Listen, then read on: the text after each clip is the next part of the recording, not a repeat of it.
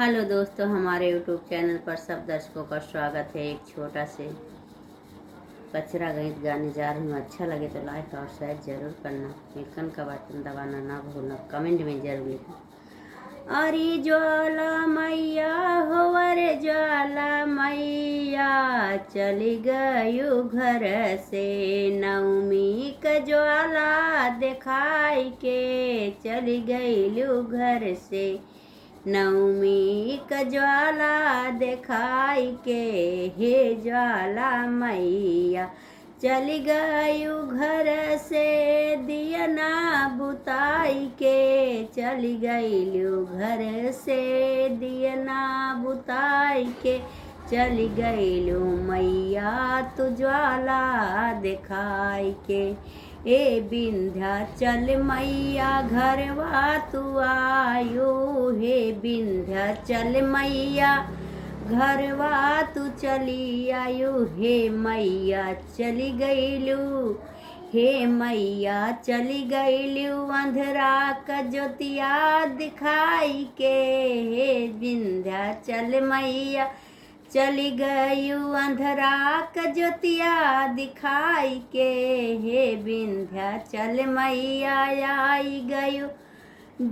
हे मैया आई गयू भमना जगाई गयू। हे मैया आई गयू भमना जगाई गयू। लक्ष्मी मैया आई घरवा में आई। लक्ष्मी मैया घरवा में आई। धन दौलतिया से घरा भरी गई। धन दौलतिया से घरवा का भरी गई। नवमी के दिन माई ज्योतिया जलाई गई। नवमी के दिन माई ज्योतिया जलाई गई। हे ज्वाला मैया दियना बुझाई गई। हे ज्वाला मैया दियना बुझाई गई। आयु तो ज्वाला ज्वाला दिखाई गई। आयु तो ज्वाला मैया ज्वाला दिखाई गई। कलकत्ता से आई गई माँ काली घरवा। कलकत्ता से आई गई माँ काली घरवा। अरे भगतन के जियरा जुड़वाई गई। नवमी के दिन मैया घरवा से चली गई। नवमी के दिन मैया घरवा से चली गई।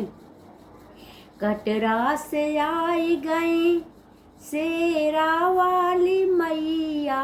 कटरा से आई गई शेरा वाली मैया।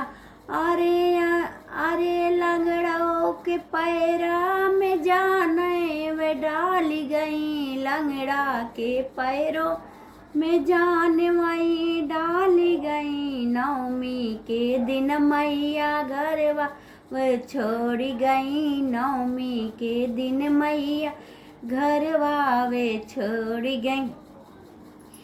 ब्रह्मायो विष्णु ब्रह्मलोक से आई गए। ब्रह्मायो विष्णु ब्रह्म लोक से आई गए।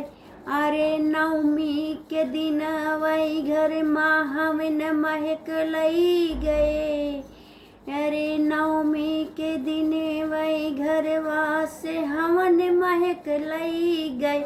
अरे ब्रह्मायो विष्णु नारद बिड़वा बजाई गए। नवमी के दिनवा वह घरवा के छोड़ गए। नवमी के दिन वही घरवा के छोड़ गए।